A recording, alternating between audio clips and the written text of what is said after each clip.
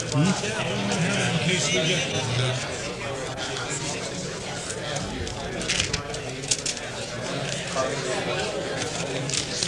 more time together, Dave, we'll have to exchange the last rings. Where's the yearbook? Hey, I got a 1925 Madison. Yes. In the On eBay, in yeah. eBay? God, you can find the oddest things on eBay. Hey, Vern.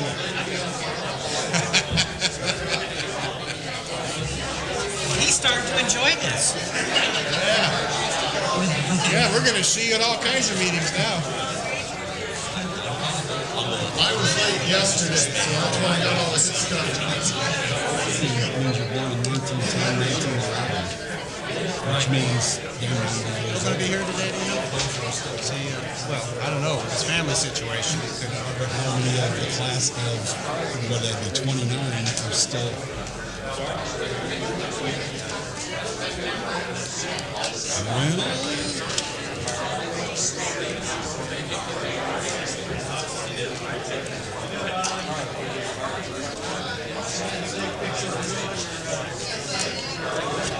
Now, did you say as a race?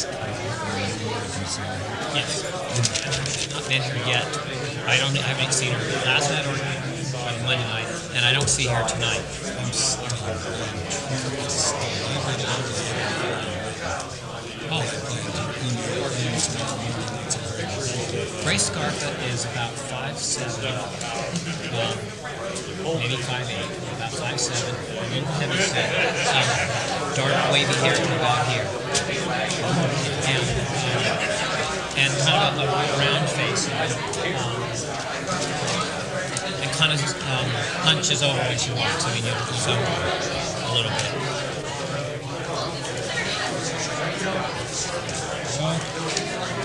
Who are we missing?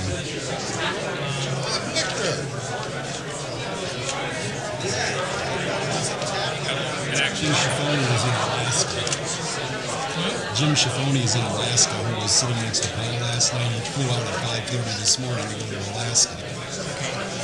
And the fire marshal's not here, and I don't think he's coming, which is good. And Jim Anderson's over there.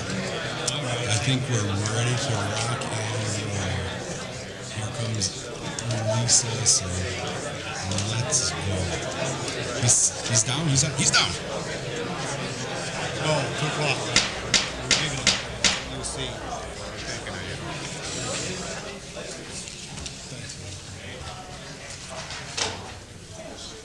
Good evening.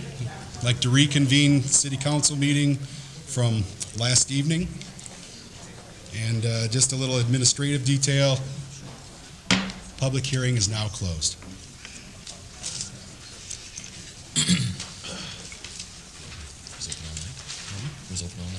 It was. Oh, yes. And at the end of our table here by Jim, there's the lost and found. There's a water bottle and a blue spiral-bound notebook that someone left behind. So please claim those on your way out. Actually, I borrowed some of the notes in there for my presentation tonight. They were great. Whoever wrote them. Good stuff. Okay. This evening, we will be meeting from 6:30 till 10:30, and we will be dealing with staff answers to questions raised during the public hearing and council discussion, followed by concluding remarks by the appellants, then council action. So, is there, who's asking the questions is what I want to know. Is there a staffer in the house that Yes. wants to talk? If the staff has anything to say, then this would be the appropriate time. Any, I gave all my information last night unless there's specific question. okay, all right, so if the council members have any specific questions towards staff on things that were brought up during the public hearing? Yeah, one I'd like to clarify with Bill. We spoke about it, but I think we need to put it on the record. Last night, someone quoted from our zoning ordinance, and I'm sure they quoted accurately. When I heard it, I said, boy, they're wrong. Bill said today he heard it, and he said, boy, they're right. And Bill's... I'm not 100% sure of that. We might have to ask the city manager or Okay, other members. but the issue was that Chief the Kelly agreement that the water tank would not be visible from any public street. And then the person who made that, was that you, Victor? Someone, whoever made that remark, said that it's visible from Lewis Kelly Drive, which is a public street. Well, I sat here and said, no, that's not a public street. We don't accept streets as a rule. People build them, but we don't accept them because then we have to maintain them. And I mentioned that to the city engineer this afternoon, and he said, probably not in that case, because that's a road that's going to connect two main arteries, West Broad and American Hill Road. So the rule is we don't accept them. But in this case, we probably will accept American Hill Road, in which case the tank would be visible from a public street. I see the city manager's wheels turning. I don't think that we've ever made that. I don't think that's really ever been discussed for sure that we were going to accept that. It would probably be my recommendation. I don't know whether that's the way the council or the city manager would want to go, but it is a through artery. It's not like, Woods Court or one of those that is only used by the residents. This is basically a city street connecting two city main arteries, and so it would be like Argo Way. Argo Way is a city street, even though, it's between Zion. To me, that's the way I think that one has to be treated differently, I would think. That was my comment to Steve. Let me just read the mitigation that you're talking about so you can hear how it's worded. Prior to project approval, the water tank shall be sited to minimize its visual impact from any Nevada City roadway, especially West Broad Street, as shall be approved by the Planning Commission. In order to assure compliance, preparation of a visual simulation may be required. Any Nevada City roadway. Any Nevada City roadway, especially West Broad Street. Doesn't matter. Very good. Okay. Are there any other questions that anyone had? Okay. Well then, council discussion. Are we going to, And council discussion, followed by concluding remarks and then council action. where's the summation? The applicant summation is right here. Is it the pleasure of the council to discuss this at this time, or listen to the concluding remarks by the appellants before we say our piece? Let's have every word of input we have, I think, would be the right way to go. Okay. Then we will take the concluding remarks by the appellants in the order that we did the first time around, and this evening we will be limiting the closing remarks to 5 minutes, and we will not be banking time. And so one person to represent each appellant may speak and give their concluding remarks. And so AHDC, a representative, or Bill or Mr. Jones? Mr. Mayor, we were under the impression that we were going to have opportunity for various consultants to deal with the issues raised by city staff last night, engineering issues, mitigation issues, wetlands issues, and 5 minutes is not appropriate for that. That's a point I forgot about. That's right. As I recall, that's correct. How long do you think you're going to need to do that? My comments on the legal issues alone would be 15, 20 minutes. Well, I think we need to be I'm fair to everyone else, and so, we've given up 3 nights of our time, and we've heard lots of testimony from both sides, and I really don't think that we need to overextend this, so let's make Well, sure that we're fair. and again, in sticking with the fairness aspect, if we allow you the 15 minutes, then that basically will open the door for all the other appellants to request that at the same amount of time. And I do believe that will severely impact our schedule. It is fair to say, though, that there Bill were did have some specific questions last night, questions, yes. and that they brought in consultants to answer those specific That is questions. correct. I forgot, that slipped my mind. Well, then So- why don't we have those consultants Right, then we would come then- forward and Well, not only that, Mayor, I would suggest that probably we should give them some additional time. It's really, at this point, well, there's 8 appellants, really, there's 2 sides. There's one side for and one side against. I think to do it this way really gives one side 7 times more time to present their case than the others. And I think it would be safer to give them an opportunity, maybe let them go first, let the other appellants have. There are only 4 of us. I can't imagine any of us talking for more than 6 or 8 minutes. Well, then I think that we should then actually back up to the staff answers to questions raised during the public hearing.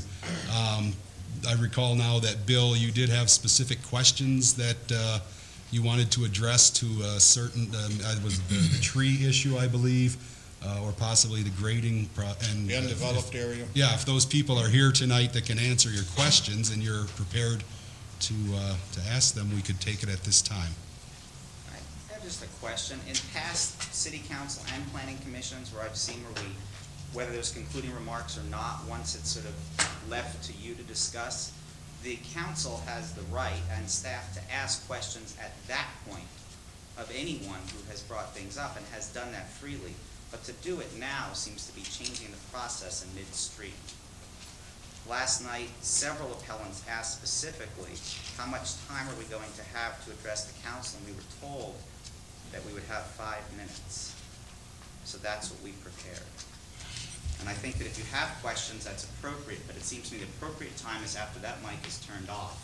And then if you have other questions, ask them of any of us. That's what's been done in the past. That's fine. I mean, the council obviously can ask questions of anybody they want. I suggest that we have AHDC given a reasonable time to have their experts say whatever they feel they should say, and then we could give an equal amount of time in total to the other appellants, and then the council can ask questions of anybody they want to at that point, if they so desire. So you're saying that since there are 7 appellants that are technically would be in the... no, it's not been run that way this whole time. So understand, but basically I think- AHDC would get 35 minutes, the other 7 would get 5 Well, minutes. you can give more if you each. want. You can give more if you want, but I think they need a reasonable amount of time to present their project, and They did that the first night. Months to present a project. they shall respond to questions. No other. I think what the city attorney is saying, I don't like to put words in Jim's mouth, but after 10 years of sitting at this table with you, Jim, I think what you're saying is that in order to build an appropriate public record, we should have the fullest amount of discourse possible. right, particularly we don't want a situation where we get a lawsuit claiming we didn't have an opportunity to present our Allow case. somebody to They did under their appeal. They got 15 or 20 minutes. This is a very detailed project. At the meeting last night, we heard from staff in terms of water and sewer, but we never heard specifically what staff's recommendations were or what their conditions of approval or anything. So we still don't know what is expected of us in terms of water and sewer and storm drain conditions from staff. You're not For us to gonna know make tonight. a 5-minute presentation on our project without knowing what is going to be imposed upon us, I think it's unfair.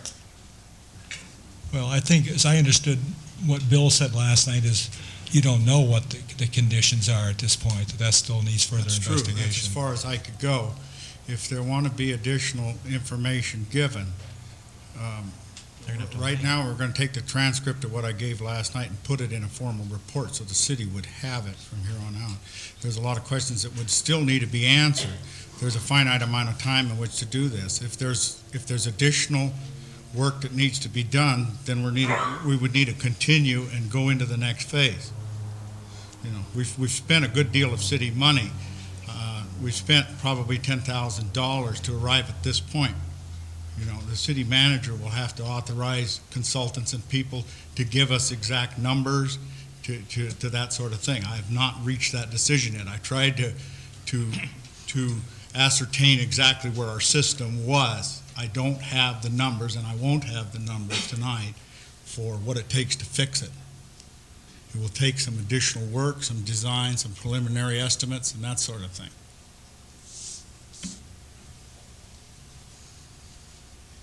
Did you? Seems other people. Oh, I'm sorry, Gary. I just have one quick remark. I think that introducing 15 minutes of new legal information here may not be appropriate. If questions are to be answered about items that came up last night, that would be one thing.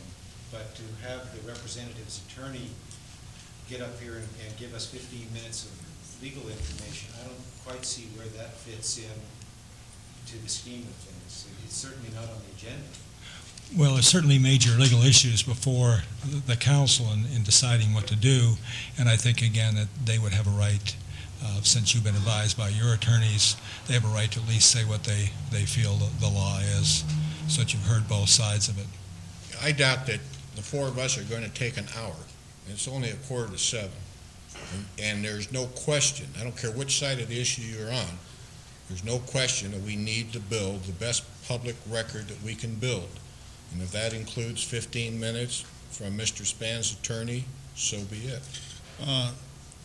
And Steve, you always keep good notes, and I mean it. Didn't I ask 3 basic questions last night? What was the true inventory of the trees? And to clarify the arborist report and the biological report. Those are the only 3 questions that I would like answered by the applicant.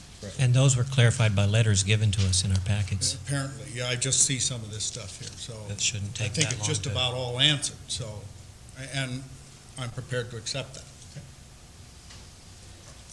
So then it is your advice that the applicant's legal counsel have I think 15 minutes is that they fair, requested. and to give them, if they want to have their experts state whatever they want them to state, give them a reasonable amount of time to do that, give the other appellants a reasonable amount of time, and then let's close it and have the council make a decision. I mean, our presentation on Monday was on our appeal. Our appeal was on the site plan. We have not been given an opportunity to describe the project to you. We described the project to the planning commission. They made a decision. I'm not sure that you have all the information that we provided to the planning commission for them to make that decision. We have a stack here that we have gone over for weeks on this. We know as much about as the planning commission. We have watched the 6 hours of tape from those meetings. We have put our lives on hold for this project. So don't make any assumptions that we don't know as much about as the planning commission. We are doing our job up here, and it doesn't need to be abused. Bill, how long do you need for your presentation? What do you think? Well, Ron said he needed I know 15 he's minutes. 15. What do you need? I could use 10 to 15 minutes myself. You have anybody else that needs to speak? Or? I do have letters to present to you from the arborists and biologists. We do have other consultants for traffic, historical, geotechnical, geochemical. We have a few consultants that are here to answer questions, and All right. from that respect, we can just be available to address questions. All right, so we give your attorney 15 minutes, and you need 10 or 15 minutes to do, okay. Well, And I think that's appropriate. I think that, given the chances that we're going to end up in a lawsuit here, I think that's the most important thing is, as Steve has indicated, to build a good record and not have a situation where someone's claiming they didn't have an opportunity to fully present their case. And so I feel that we should give them a half an hour, and if you feel the other appellants should be given additional time to do that. We've been here 8 hours already, another 45 minutes or whatever. It's not going to matter if we need to build a good record. In that regard, I haven't said anything yet.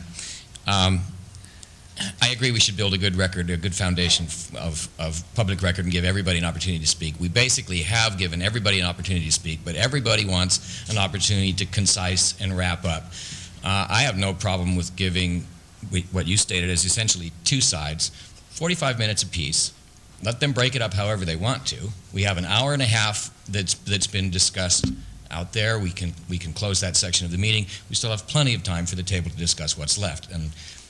And that group then can decide how, in essentially they are banking time, but we only have two positions on this thing, and then they get equal time. So that's my suggestion. I concur. That's reasonable. Mr. Cooper? Is this working? Should be. I just want to ask, as far as what does that do for the other appellants' time then to give their final remarks? Are we still limited to 5 minutes, or are we changing? 45 minutes total. 45 minutes? 45 minutes total. That's actually a little more than 5 minutes per. Okay.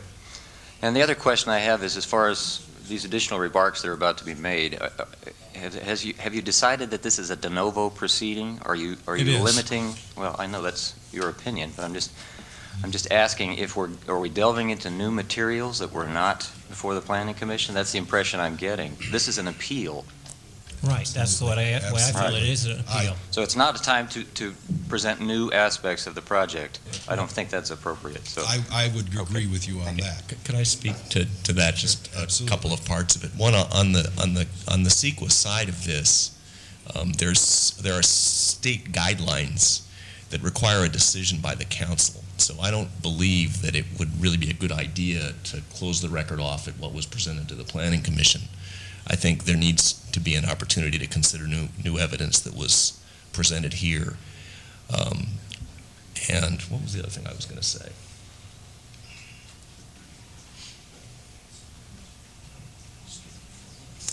How would the people that have submitted their appeals, all of a sudden now new information gets presented, and they haven't had fair... That actually is what I was going to also say, is that if new evidence or new arguments or new information comes up at this point that needs a response, I don't believe that it's fair to expect the other side necessarily to respond tonight, or the council to make a decision tonight. Just as we're saying that the developer is entitled to a reasonable opportunity to present his issues. If there's new issues in there that go beyond what's been considered before, it may be necessary to continue this hearing. So I would say that the developer and his attorney should consider whether they want to be bringing up new issues. I mean, I think 15 minutes could readily be justified to deal with issues that are already before the council. But if we start expanding the subject matter of this, then to turn around and say, well, by 10:30 tonight, we have to find out everything there's going to be found out about it and then vote on it, I think that's an unrealistic expectation. And my understanding was that their desire was to have a decision by tonight under any circumstances. So I guess what I'm saying is I think there's a little built-in discipline there in terms of expanding the scope of what we're talking about, and that 25 minutes, which is what they've said they want, is really not beyond the reasonable scope of time to talk about what we've already, as Jim said, spent 6 or 8 hours here talking about over the last 2 nights. Thank you. Thank you for asking the question and reminding me what I wanted to say. Okay, based on that, then, comments from the council, then, we will provide AHDC with 45 minutes, and we will supply the other appellants this equal amount of time to present, to sum up and give their concluding remarks. So, Carrie, we're not exactly a defined, high-paid organization as they are. So them dividing their time up, these are people who work together. You know, we're private citizens. Some of us didn't even know each other until they breezed into town. So I think it would make more sense. There are 7 other appeals other than theirs. Is that correct? Correct. That's correct. How about we each get 7 minutes then? Instead of us, I don't want to have Well, to start talking to Gary. that's- Gary, how many minutes do I need? That's fine, 45, 49, I'm not going to quibble over 4 Okay, well, minutes. just because last night, I mean, we were being pretty precise on cutting off the mic, so. I'd like to bring up the point that this development company has had all day to prepare their new material with high-paid professionals, and I'm sure they have spent all day preparing new material that they think will sound good to the council. Don't we need some time to prepare? that was the discussion. If it's new material, that's a different story. I'm assuming they're simply going to describe the project, make sure that they feel the council understands fully what it is they have before the council, and their attorney wants to fully describe the legal issues from his point of view. Okay, legal issues, but if they present new material pertaining to this project, can we have additional time to prepare our appeal? If it's truly new, if they're simply just backing up what's already on the board, so to speak, that's nothing new. That's simply summing up their project. I think we can be reasonably certain they're not going to give us a new site plan, they're not going to give us a new grading plan, they're not going to have a new tree harvest plan. All they're going to do is respond to the things we've been talking about for 8 hours. I don't think this is brain surgery. Right. We spent 25 minutes figuring out what we're going to do. Right. I'd say let's move forward. Let's move forward. Absolutely. Jim, just one thing, please. When their council speaks, if it's speaking to the project, that's one thing. I have no interest in hearing what their funding requirements are, what their application process is, what law got them into the door. Is that Well, fair? I think I'm going to give him 15 minutes, unless he's totally off base. I'm going to let him say what he wants. I agree. Okay. AHDC, you have the floor. Clock is running. And my little clock says 6:57, so we'll take it from there. Okay. I'd like to pass these documents out.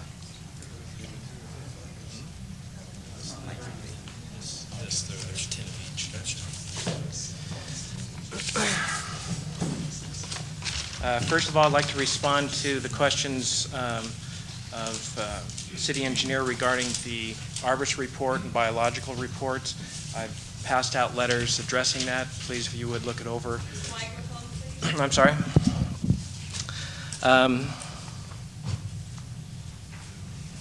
I think the letters are self-explanatory. If you'd like to ask questions or discuss it at a later time, we'll go over that.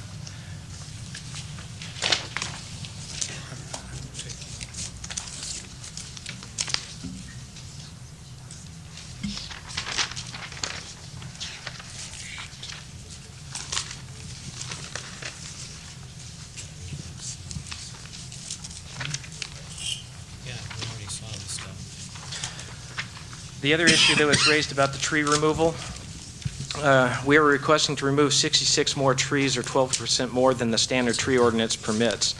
In order to mitigate this potential impact, we propose to replace trees with 356 new trees, of which 249 will be a 15-gallon or larger in size. This is equal to a replacement factor of 2 to 1 of the trees to be removed. And this is all the trees on the entire site as we speak today, and the plans that have been submitted as of today. Furthermore, many of the replacement trees will be located strategically to provide visual barrier between our complex and the surrounding neighbors, and we'd be very happy to meet with the neighbors and city staff to go over those specific locations so that we can provide adequate screening for the neighbors.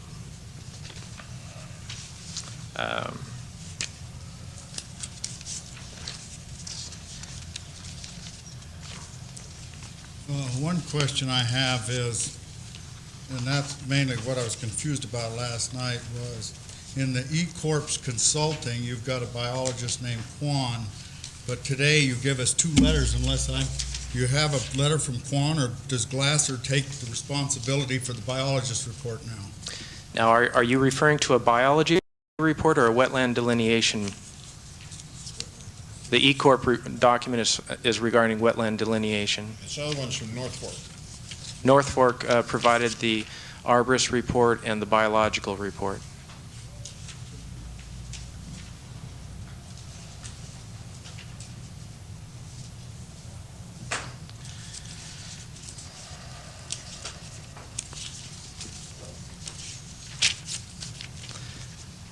I'd like to express concern over the letter that has been provided to the city from outside counsel, Mr. Judd. Although I feel the letter is very adequate for the document that was reviewed, but I think that the document that was reviewed is woefully inadequate and out of date. It was the April 6 draft mitigated negative declaration. Since that time, it has been modified and updated and revised, going through ARC meetings and also to the Planning Commission. And findings and conditions and revised mitigation measures at the Planning Commission meeting have not been noted or spelled out in Mr. Judd's letter. So for that reason, I feel that you are being misled as to the legal capabilities or to the legal competency of that document. And for that purpose, I think that if you want to receive that kind of review from outside counsel, you should be giving them the most recent environmental documents approved by the Planning Commission. If you want to go on that, then I have prepared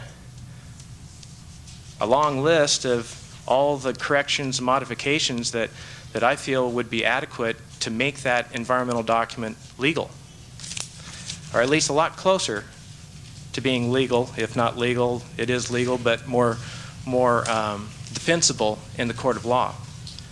And that's what I've passed out to you.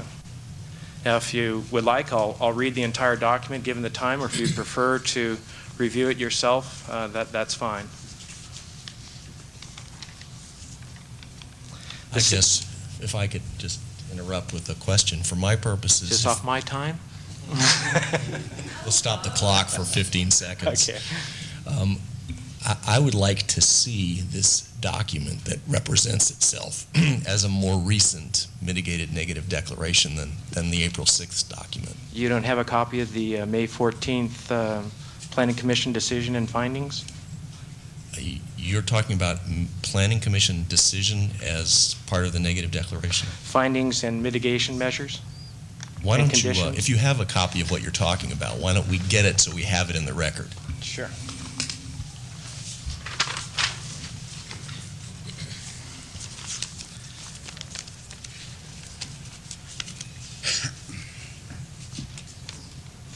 Yeah, we have that in our packet, Richard.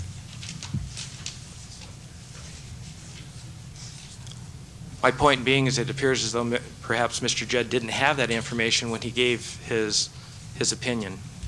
Just so that the record is clear, this is a letter dated May 14, 2001, addressed to Bill Spann and signed by Ruth Poulter as the chairwoman of the City of Nevada City Planning Commission. If I've understood your letter, Richard,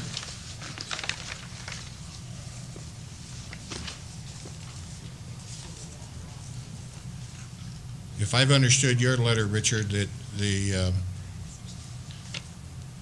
that if these items are to be mitigated, the appropriate way to mitigate them is through a new environmental review, not through the process of debate at the council table.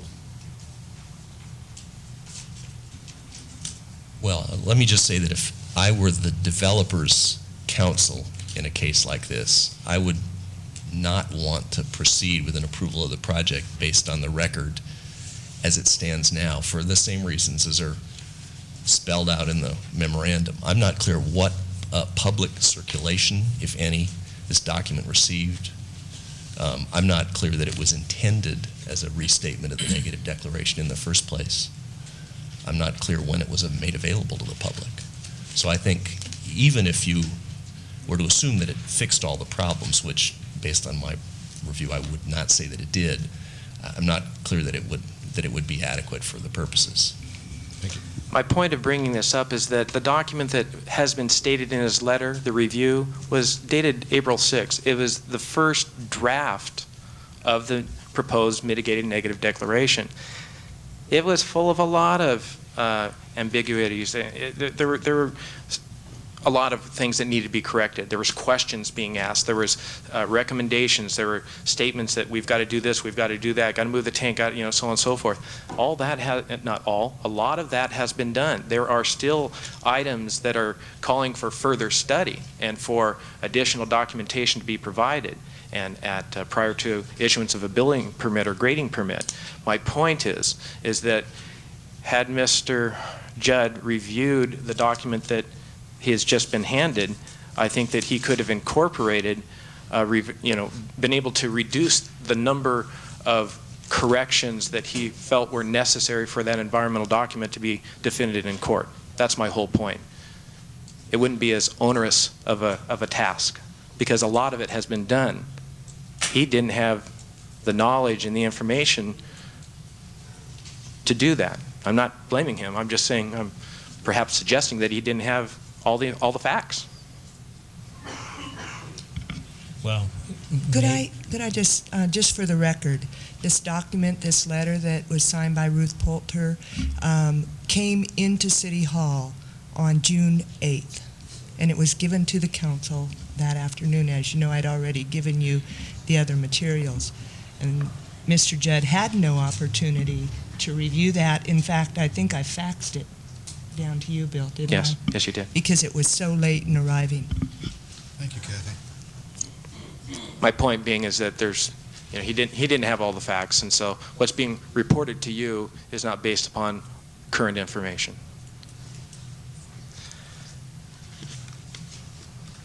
I'd just like to wrap up real quickly by stating that we've conducted a market study for the project. It reflects a need for 611 units. Now that's not just a market area of the strict city limits of Nevada City. Sure, it's expanded, but it's a significant number. I'd also like to mention and reiterate that prior city approvals on this property include a 60-unit elderly apartment complex on an 8-acre portion of this property in which the city approved a mitigated negative declaration. I have a copy of that document, and it clearly does not have near the conditions and concerns as our 80-unit apartment complex. In addition to that, a 56-unit density transfer was approved by the city by a mitigated negative declaration on the balance of this 13-acre parcel. So the city has taken actions to approve either projects or zoning transfers on this property through a mitigated negative declaration process within the last 2 to 3 years. I think the extent and degree, and that's what, 60, 56, that's what, 116 units that have been approved in, not approved, but land duly designated for up to that number of units. But yet mitigated negative declarations were approved on those 2 actions, whereas we're here contemplating an EIR on an 80-unit project spread over the entire 13 acres. I just want to get that in the record and hope that you'll take that into consideration. It's also been somewhat reported that there are perhaps as many as 80 illegal housing units in the community. This affordable housing project could give those tenants an opportunity to move into a more desirable, more suitable living quarters, and could give the city the ability to do something about those illegal units. This is a transfer of tenants within the community. Well, let's have respect for everybody. Let's respect each other. There's 2 sides in this room. One side laughs and the other side doesn't. I mean, come on. Let's be fair.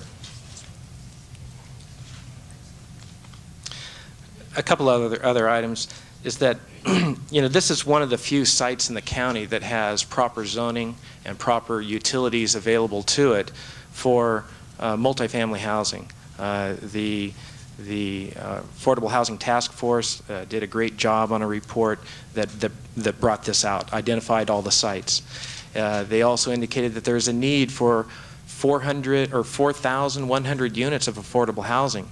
Now, I don't know how that breaks down into terms of what Nevada City's fair share of that is. Perhaps someone can speak to that, but I don't know the number. But I would think that, gosh, you would think you'd be responsible for a fair proportionate amount to your population to the county, perhaps. In any event, that's going to equate to over 80 units.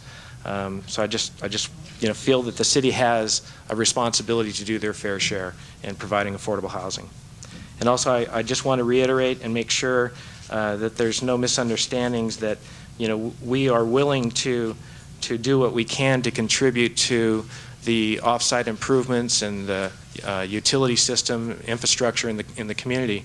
We've offered $50,000 to help improve water pressure throughout the city. Yet in addition to that, we're mitigating our water pressure issues on site with a holding tank and oversizing it above and beyond what the fire protection requirements are to minimize our drain on the pressure in the city. We're also willing to, we've agreed in the Planning Commission to do the improvements for the off-site sewer line, and we've also offered an alternative to that would perhaps reduce that cost, and we have expressed a willingness to provide the difference to the city to do other infrastructure improvements to sewer lines throughout the city to help out in that respect as well. In addition to that, I believe, and perhaps staff could correct me on this, but I believe that our contribution to water and sewer connection fees and impact fees for this project is over $330,000. That alone will go a long way towards helping mitigate plant expansion, replacement of incremental parts in the facility, in addition to the off-site improvements that we're willing to do. And with that, I'll conclude, unless you have any questions of me. The 330,000 barrel is the total AB 1600 fees? I asked the applicant last night about that. In his presentation to the Planning Commission, which he said is part of this document, he's asking for relief. So he's saying if he pays AB 1600, he doesn't want to pay any other mitigation fees. That's exactly what he says in his proposal. He's asking for one or the other. Okay. I think we need to get that clarified from. I'm here to clarify that we're willing to pay our full fees and do the off-site improvement that was referred to in the Cranmer report with an estimate of $70,000, but I've been told that it's probably closer to $100,000, so this is why I've referred to this number of $100,000. In addition to paying our fees for water and sewer, we are also making an additional obligation of $50,000 to the city to make further improvements in the water distribution system to where the city feels that it's best needed. So, just to repeat back, since we're talking about a lot of money, you're paying all fees, AB 1600 and the water and sewer connections, in addition to the letter of which you gave the city of the 50 and basically the 100,000. Yes, sir.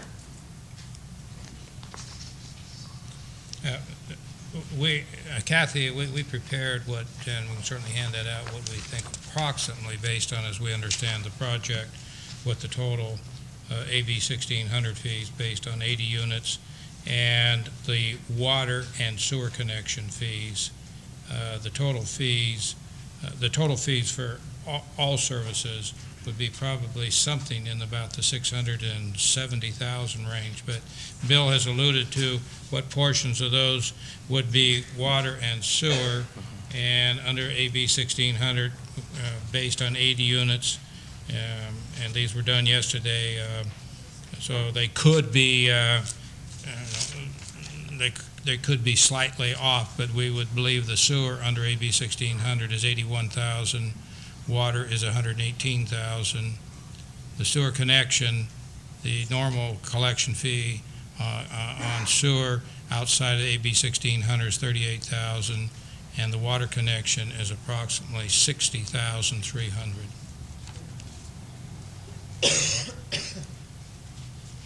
So, in clarifying that again, the total that would be collected then under required collection fees plus the approximate 150,000 that they're kicking in tonight comes to? That's correct. That's why I asked Bill that. So the total under collection of fees outside of Bill's proposed letter is, he said 330. That's a good figure. Using these figures, we come up with approximately 300,000. So we may figure a little high for inflation, but I'm taking that from my pro forma. Now, AB 1600 fees are used to fix the infrastructure, not to expand the system. Is that true? Well, they're used, they are for, AB 1600 would go into the water and sewer system for improvements to the system. I think that's the best answer I'm going to give to that question. So the total amount of fees potentially here, if you take the letter of which the council has from Mr. Spann dated June the 7th, then you have the potential of 150 plus 300, approximately $450,000 for water and sewer. So you're changing your proposal. You're not asking for relief of any fees now. Make sure I understand that correctly. Right. Just to clarify what I had said originally and what was intended by what I presented. Quote here. That's fine. That's fine. I have it too. And everyone else has it as well. Why don't you read it? Okay.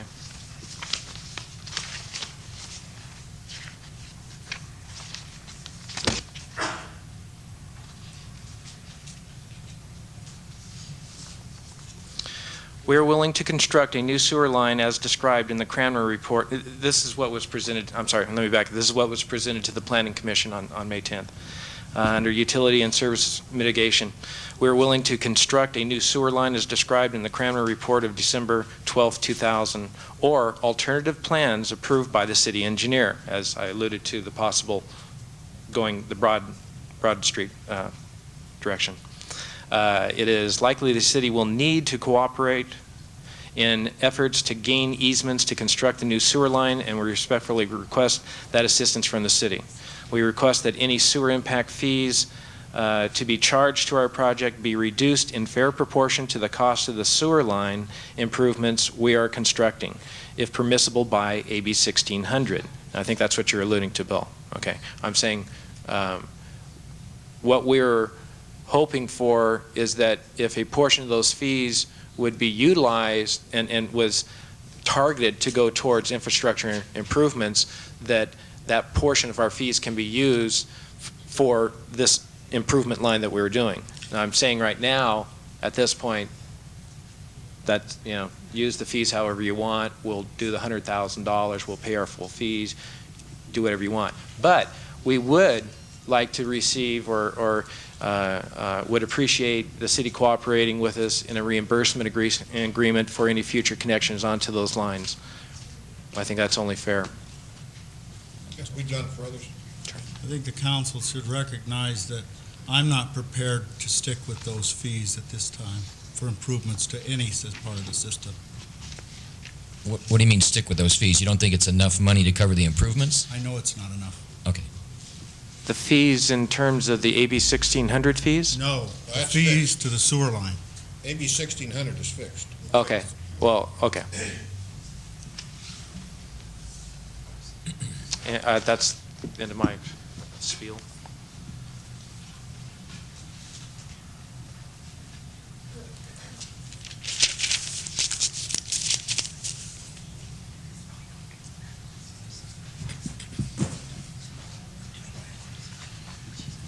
Good evening. My name is Gary Horn. I'm a civil engineer with Yamabe and Horn Engineering, 1300 East Shaw Avenue in Fresno.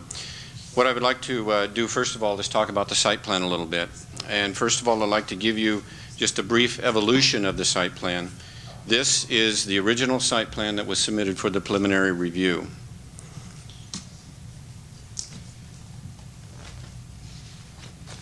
This is the site plan that was submitted with the initial application about the 1st of March. And I'd like you to just take a look at both of those. There's been a lot of talk about many, many changes to the site plan, but I think you'll agree that the basic layout from both of these on and even continuing on to the site plan that you have in your packet, which was reviewed by the Planning Commission, is essentially the same. Let's talk about... If I could just interrupt for a second, could you read us some identifying information off the two of those so that, again, we don't have to go through this confusion at any point in the future? Sure. The very first one, preliminary site plan, was prepared by It has title block of AHDC. It's dated 9/21/00, and it's labeled preliminary site plan Pine Meadow Apartments, which was the original name. The second one is labeled site plan. It's prepared by Yamabe and Horn Engineering, and its last revision date is February 23rd, 01. You didn't prepare the first one? No, the first one was prepared by our landscape architect. And I might add, this one was prepared, that's the first shot out of the gate, before any of the special studies have been done, before the wetlands have been delineated. This was prepared after those studies were done. So I'd like to just to run through the things that have not changed. Number one, the number of units. It always has been 80 units. Number two is the number of bedrooms. We have not changed the mix. And those are important because those fix your population, the population of the project, and those influence impacts such as sewer and water usage, traffic generated, and to some extent the noise. So those have not changed from day one. The driveway access to Chief Kelly Drive and its terminus out to Broad Street was also fixed. Now I would like to run through just briefly the items that have changed since the initial submittal. Number one, the elevations have changed. The local architect, Gary Hard, did a wonderful job on those elevations with our footprints. The location of the water storage tank changed. As you can see, the initial location was out here by Broad Street, and as a result of the mitigation measure, we moved it over to this location, and it is right now set back 15 feet from Chief Kelly Drive. Our intention was to get it away from Broad Street and away from Highway 49.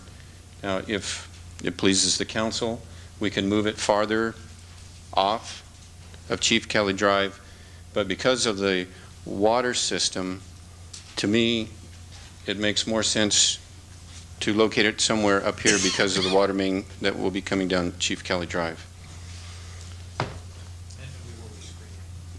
And we will be screening it with trees. The grading has changed. We worked very hard to reduce the amount of grading that we were doing. We ended up going to a lot of retaining walls, and then we made a change to remove as many of those retaining walls and add pony walls to the homes. We have moved some of the buildings, a minor amount, to respect the setbacks from the streams.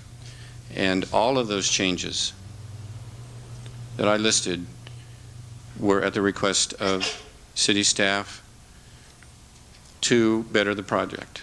And we think we do have a better project now than when we started. And that's the normal course of events in a project of this kind. Next, I'd like to just briefly touch on the sewer. As was stated last night by your staff, the current plant's running about 0.4 MGD. The rated capacity of the plant is stated at 0.7, so that means you're at 57% of your permitted capacity. That doesn't mean that you can automatically turn on a big spigot and jump from 400 to 700. We understand that there are facilities within that plant that need to be upgraded. But the basic structure, the basic major components of the plant should be there in order for you to be permitted at 700,000 gallons to begin with. So, and I agree with Bill that there need to be some improvements, but that is what AB 1600 fees are for. In fact, the cities are required to make a connection between the amount of the fee and the need of the project that causes the expense of that improvement. In other words, you have to show when you adopt AB 1600 fees what you're going to be using that money for. Yeah. Our project will be adding approximately 33,000 gallons per day. Well, that's about an 8% increase. A 10% increase was talked about last night, but I feel that even though we are adding 10% of the population because of the tourist population that is not counted in that 3,000, that a slightly lower figure might be appropriate. I disagree with that number. My Okay. number of last night still stands. I used a population of 300 people in our unit, in our project, with 110 gallons per person per day. Excuse me, Jim, but you did not. In the figures you gave me, you used 234 population. That's correct. I've used 300 people based upon the evidence, the discussion that was last night. So I would agree with the 300 people. You used 240 in your calculation. I did. And I also used a higher figure on the gallons per day. I used 300 with the gallons per day you used. Mm-hmm. Bill, why don't we just let them make their presentation, and you can Okay. make your comments afterwards. Okay, I'll decide what to say, okay? As far as the collection system, Bill Span has indicated that we are willing to make the improvements from the Cramner report, and that we would also, as an alternative to that solution, install a lift station and pump to Spring Street. On the water system, we are providing a storage tank on site. And this is information that we talked about at the Planning Commission meeting. We're providing a storage tank on site to provide, number one, for fire flow. And in my original calculations, we determined that to be 144,000 gallons. What I have here is a chart of the typical water usage that we would expect from a residential project. As you can see, it peaks in the morning, and then there's another peak in the evening. What we proposed at the Planning Commission was to increase the size of the storage tank to allow us to cut those peaks off so that our maximum pumping rate would not peak as the normal system would. So this would allow us to impact the surrounding distribution system less. So during these off-peak times in the evening, we would be filling our tank back up. During a peak maximum day, our flow would be about 110 gallons a minute. On an average day, it would be about 55. The maximum peak on the maximum day would be about 165 gallons a minute. So that's what we're proposing to mitigate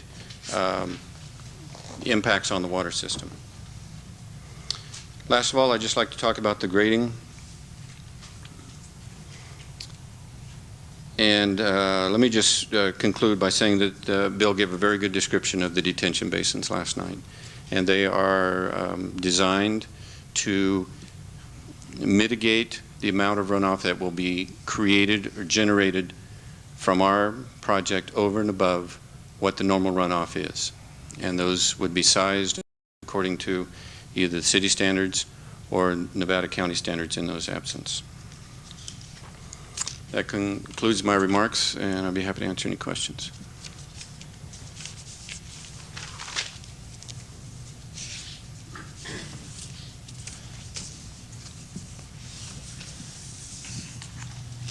Thank you.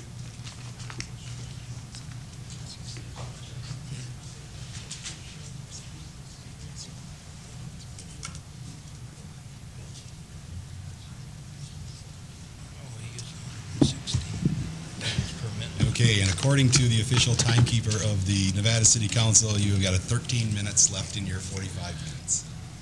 Well, I think a good 6, 7, 8 minutes were used up by questions from staff here that kind of ate into our time for a few minutes ago. So if you could give me a small amount of leeway, I'd appreciate it. Also, the appellants were granted approximately 49 minutes. Could you move the mic closer to you? No one can hear you. Beg your pardon? No one can hear you. Move the mic closer. Ronald Jones, legal counsel for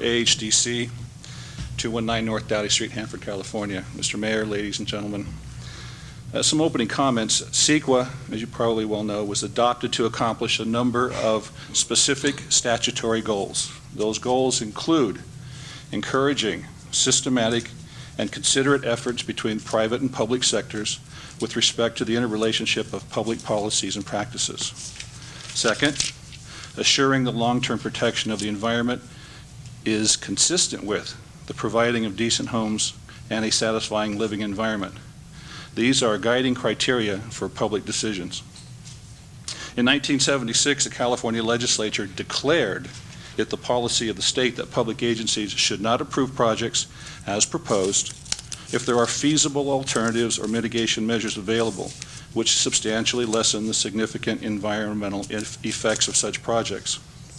Thus, given this state declaration, should mitigation measures be available which substantially lessen significant environmental effects, projects should be approved.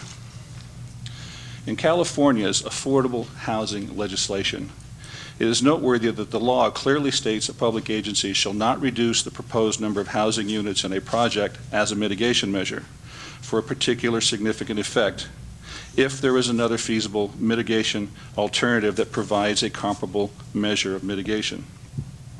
In the case of the citizens of Goleta Valley versus the Board of Supervisors, the court rules adopted by the state regulating the protection of the environment, it was held that they must not subvert these rules and statutes into an instrument for the delay of social, economic, or recreational development and advancement. The Rio Vista Farm Bureau versus County of Solano case in 1992, the court held and announced that a fundamental objective of CEQA is to facilitate the identification of feasible alternatives and mitigation measures that will avoid or substantially lessen significant environmental effects, not to deny projects. California Code of Regulations specifically recognizes that there's not only a duty of the public agencies like yourselves to minimize environmental damage, but there also exists a mandated duty to balance the competing economic and social objectives, including affordable housing goals. This is straight from the state statute. Regarding specific legal issues that have been raised in the last couple of days, one was the issue of the payment of fees late or in advance. All the fees were paid. There is no legal authority at all that calls into question either the legality or effectiveness of a mitigated negative declaration depending upon the timing of the payment. The developer was not subsidized. There was a question about home funds. People were arguing that this makes the city a partner of sorts and puts the city at risk. That is not the case.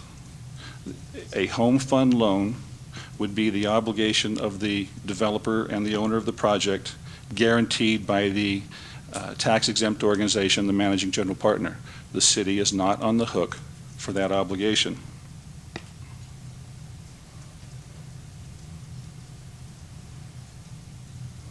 As far as the housing element issue, the Governmental Code Section 65589.5D1 states that a jurisdiction can disapprove an affordable housing project if the housing element is in compliance with the law and the units are not required to meet very low, or moderate income housing.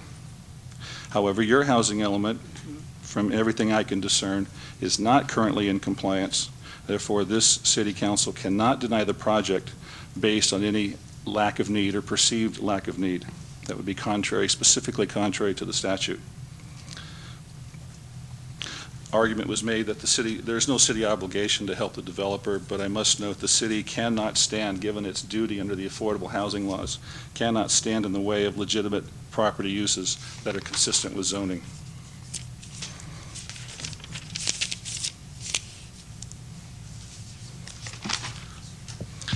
A question was raised as to variances, and I believe Mr. Johnson even cited from Longton's California Land Use Authority. The city has zoned this property for multifamily use and gave these parcels up to 124 potential units for development. This was a city decision before AHDC became a potential developer and became involved in this project. The use here has been expressly, the type of use here has been expressly authorized by the city. The project allows a use that is consistent with zoning, but there are obviously sometimes issues that arise with the development of real property that require variances. Variances are a constitutional safety valve to permit administrative adjustments when the general zoning rules produce unique hardships. I also would like to quote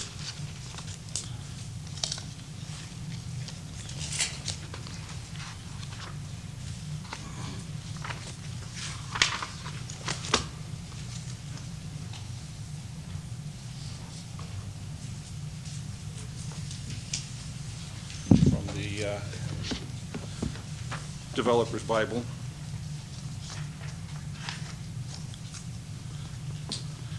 The plight of an applicant for a variance must be due to peculiar circumstances and conditions, and it must be special or unique in contrast with that of other property owners in the same district.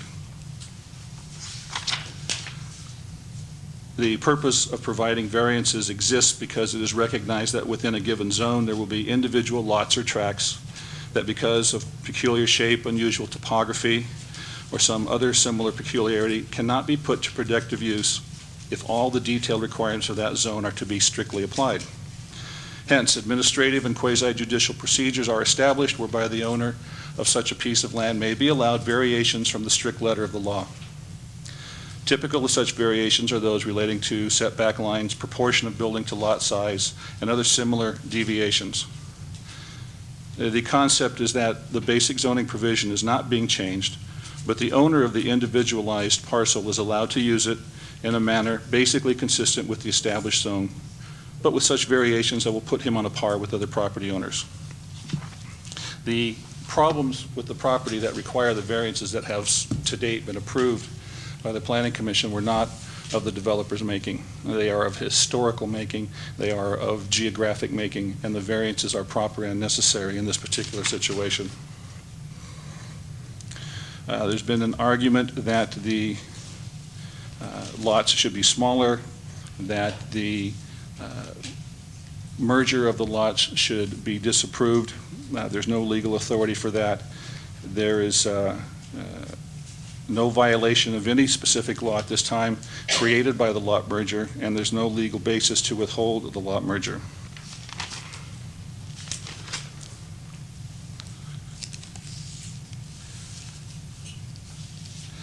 The issue of the clearinghouse and the 30-day notice is been kind of left out there hanging. Under California Administrative Code 14, Section 15105B, a public review period will be 30 days when a proposed negative deck is required to be submitted to the state clearinghouse. But it is the Planning Commission's obligation to determine the necessity for this.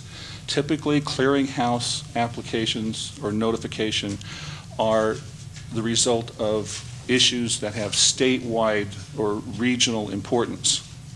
That is not the situation here. What you have here is issues of local importance, and you have had comments from Northern Sierra Air Quality Management District. There have been biological resource assessments, wetland assessments, cultural resource assessments. There has been contact with various Indian, Native American personnel who have, in fact, responded via the letter from the Native American Heritage Commission saying there were no significant Native American issues here. The Department of Transportation has commented on this project, likewise with the Fish and Game Department of the State of California, and the necessary notices and procedures adopted by the Planning Commission, I think, are not in violation of state law and do not require clearinghouse notice.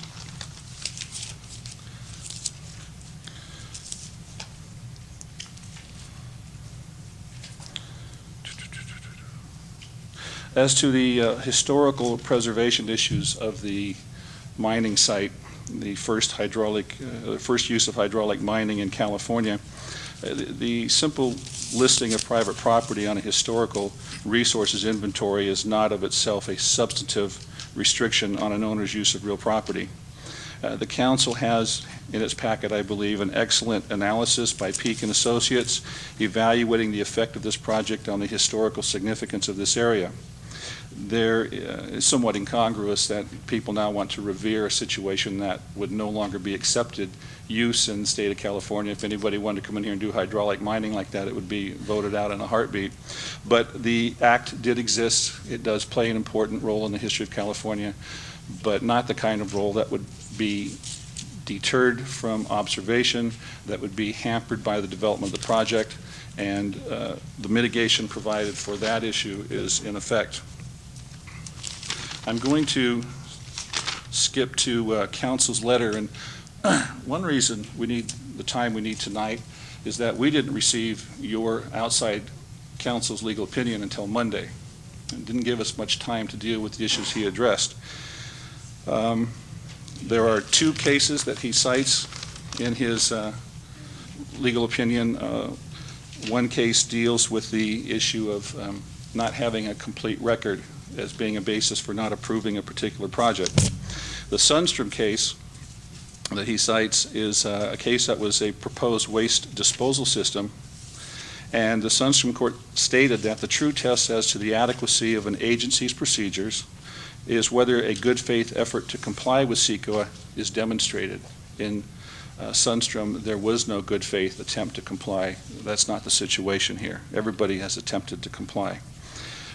Based on that particular case, council has argued that there are post-project approval elements that will need to be completed, and that makes the process potentially challengeable and illegal.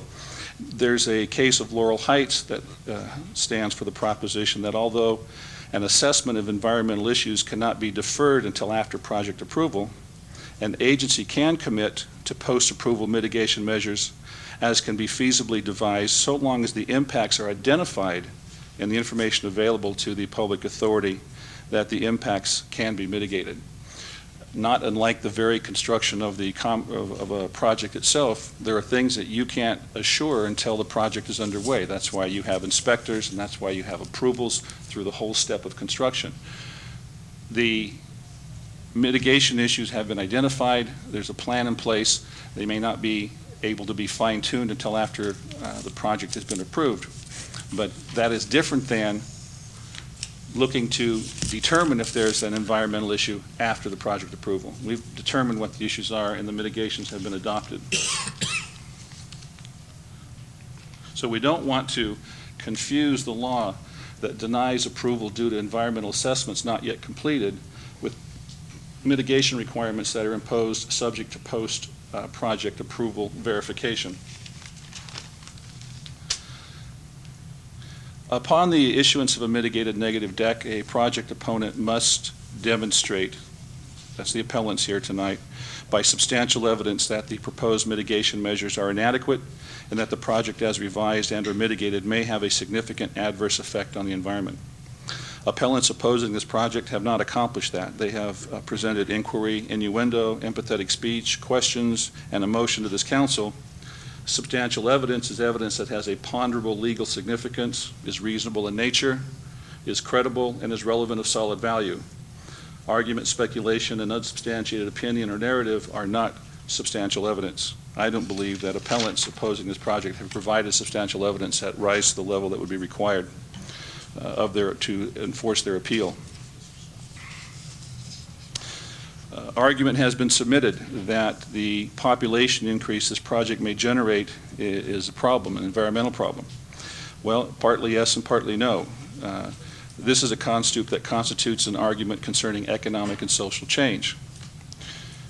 Issues of traffic resulting from increased population, water, sewer, etc., those are environmental issues for review. But economic and social change itself, the very fact that you're going to have a 7%, 8%, 10% increase in the population alone is not an issue to be treated as having a substantial environmental effect and is not subject to either review or mitigation. The state of California has clearly and unequivocally expressed the will of the people of California to advocate for and strongly support affordable housing.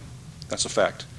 You might want to be aware that a finding of a discriminatory act by a public authority can result in potentially severe consequences. Government Code Section 65008 strongly prohibits acts which discriminate unfairly against affordable housing projects. In a case called Keith versus Volpe, 618 F Supplement 1132, the court held that even the very existence of a discriminatory effect by agency action is of itself sufficient to establish a violation of law. And I'll leave it to your legal counsel to explain to you the ramifications of being found responsible for discriminatory housing decisions, but by creating conditions that make affordable housing projects uneconomical, an agency has engaged in de facto discriminatory conduct. Closing up here, just be a moment. A couple of things that can happen tonight. The council can approve the project through its various voting mechanisms, in which case I have no doubt that the good citizens of Nevada City would probably bring a lawsuit to have that decision overturned. If that were to happen, the project would be put on hold. If the citizens prevailed, then the project would have to either be abandoned or start completely over again. If the developer prevails, then the project would move forward. If the project is denied, potentially a lawsuit by a developer is in the works. If the developer sues, the city might prevail, and again, we have the same result. The project is dead in the water, and if it's going to be resurrected, it would have to start all over again. If the developer sues and prevails, then the jurisdiction could be found guilty of, or at least exposed to significant monetary damages. We believe the work has been accomplished, the information is available. The city should deny the appeals of the opponents to the project and support the appeal of the developer. One additional possibility, and your attorney has raised this possibility in his letter in three locations in his report. First, he states on page 1 that he strongly suggests the city not act on the apartment project based on the April 6th document. He goes further on page 4 of his letter of June 8th that he strongly recommends a more precise description of the project be prepared for environmental review purposes. Finally, on page 7, he states that the memorandum is not meant to suggest an EIR will necessarily be required or that the city must decide immediately to prepare one. My recommendation is that the city not act on the project until either a specialized environmental consultant or city staff has gone through the potential impacts and proposed mitigation measures for the project one by one, incorporating all the information now available and making the mitigation standards as clear as possible.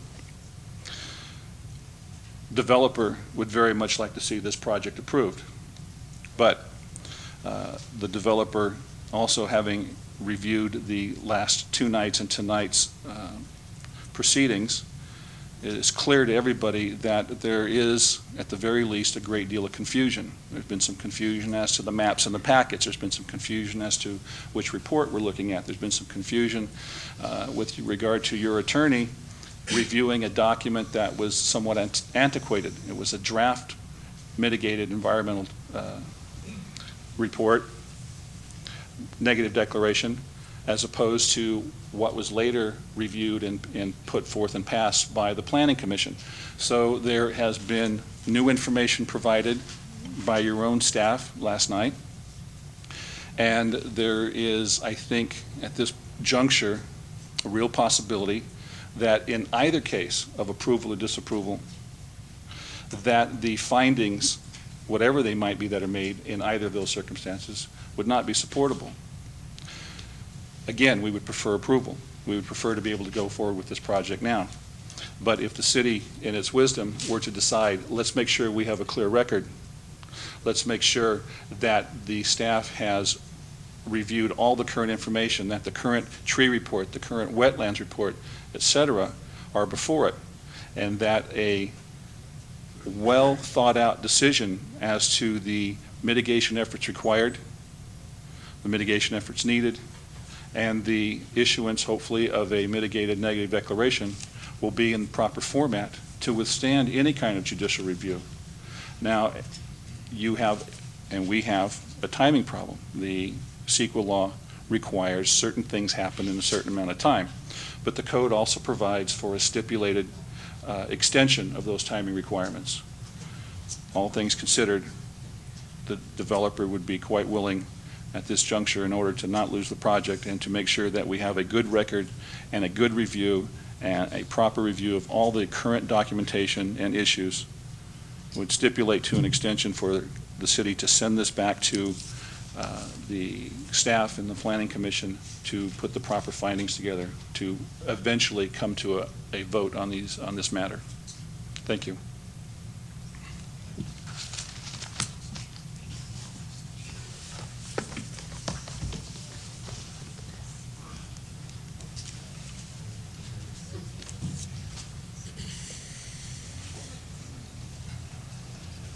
Just a quick question.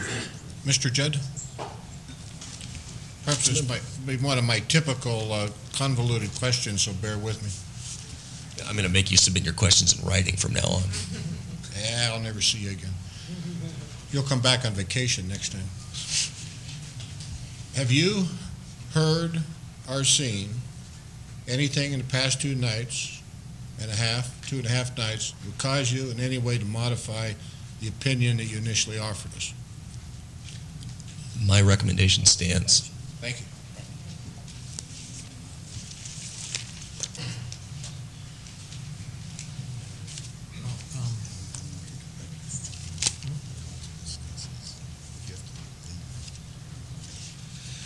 Okay. Then, Can I suggest we take a 10-minute recess? Just because there's a lot of information that just came out, which was, again, contrary to what we were led to believe when we left here last night. And it would be helpful for the appellants, because like on the one hand, we've got our 7 minutes. On the other hand, we're sort of thinking that this is a collective. I think it would be helpful if, rather than us get redundant and start all responding to the same thing one after another, have 10 minutes to talk about it. I have no problem with that. Okay, we will take a exactly 10-minute break. Thank you. Oh, two.